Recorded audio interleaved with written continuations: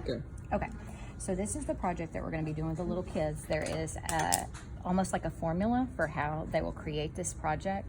One of the things that you will have when you arrive is you'll have their image already printed out and hopefully cut. If for some reason those were not cut out, you would need to cut them. Do not let the child cut them. They may end up cutting them off, and it would be very, very hard for us to get those pictures again. So what you're going to need is you're going to need a background. Some of the backgrounds are solid paper, some of them are wash paper, but they are already have a box already formulated in there. It's okay that it's not centered because in the end it's going to go behind a mat. You will have the picture. You will have a series of small body shapes. They're kind of almost whimsical, like Dr. Seuss shapes. You will have to decide which one of these shapes will fit best with the child's body, what will kind of work good. Excuse me, I'll have to put this back this way. So I decided on this one because it kind of fit in there nicely. Now her hair hangs down, but I had just used a family picture just to show y'all today. So what you will do is you'll have that. Then you will have strips of colored paper. The child can pick the colors they want. You will have strips of magazine images. Please double check the magazine images and make sure there's nothing inappropriate on it in any way. Make sure it's something that's more abstract. In fact, like this one, it's probably not our best choice. It's got like a mouth and people on there, tattoo artists and things like that. That's not something we want to put in parents' Christmas art, but these are just random patterns, okay? Other things that you will have is you will have a page of what looks like a piece of art, but it's actually sticker labels, okay, that have been printed to help us have some different colors. And then I don't have it here today, but you will also have some small strips that have messages to their parents. So the first thing you want to do with your child is, after they pick their colors, is have them pick out some assortments of strips of paper. And we want to think about these strips of paper like a crossword puzzle. So we're maybe over and underlapping these strips of paper. They'll be thinner than this, but you can kind of figure out how they could be arranged. This is not what I would arrange at all. I'm just showing you with what I had in my hand today. So they would glue these down, okay? Yes, it probably does make sense that they would trim off the edges, but in the end, all of this could be trimmed off, but you probably want to trim it off. But make sure the child knows, and especially kindergarten, they are not going to understand that it's not a problem that this is going to be behind the final mat, but if you need to, go ahead and cut it off for them. I also have on mine some small circles that were hole punches. If we have some other small things, you will see those gathered there that day. Once you decide how you want to lay it out and you got it all situated, then you can let them pick a couple of these sticker labels. You know, pick some colors that they can then continue to like layer or overlap or underlap once this is all glued down, of course, okay? But for our video today, I'm not going to do that, okay? Once you have that situated, you can now you could probably help with gluing possibly. It depends on how many children you have. You have the body. Okay, now the body has lines in it, and the reason it has lines in it is because you need to be able to write in a message.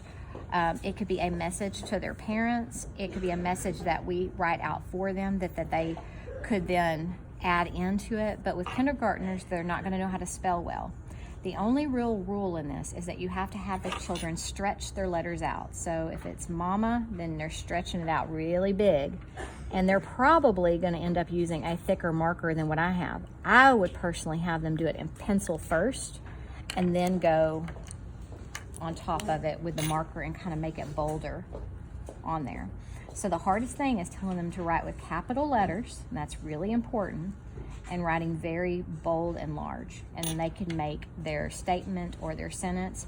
We possibly will have some things printed out that they can choose from, or maybe they could use the phrases that we have already that they repeat over and over and over in here, okay? Once you have that done, you will have to thread the body onto it, meaning the neck will have to go behind the head.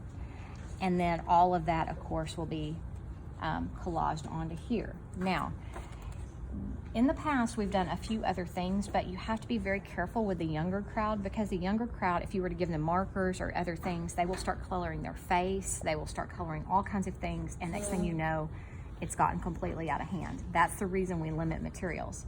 They can cut these into smaller strips, but we don't want to cut out stars and hearts and moons. And I mean, it's completely just a pattern. So use that term with them a lot, because children know what the term pattern is.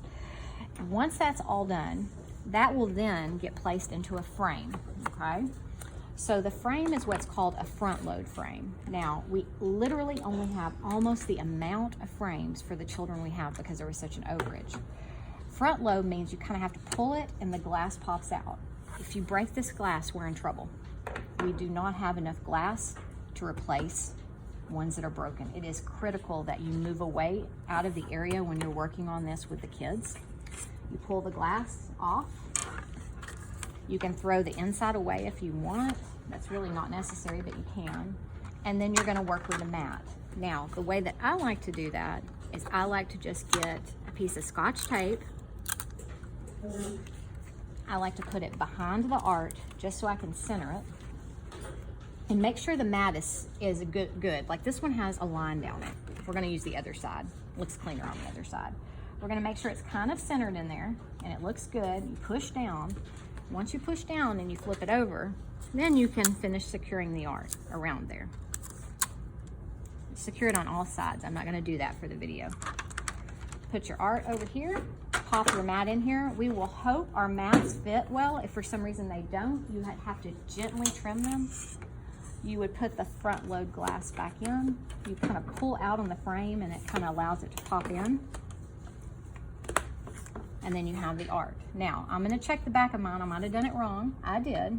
It is kind of important that you make sure the hanger is on the top. So I did that wrong. So you might wanna check that before you start doing that. So that's the project. Like I said, this is a very simplistic one.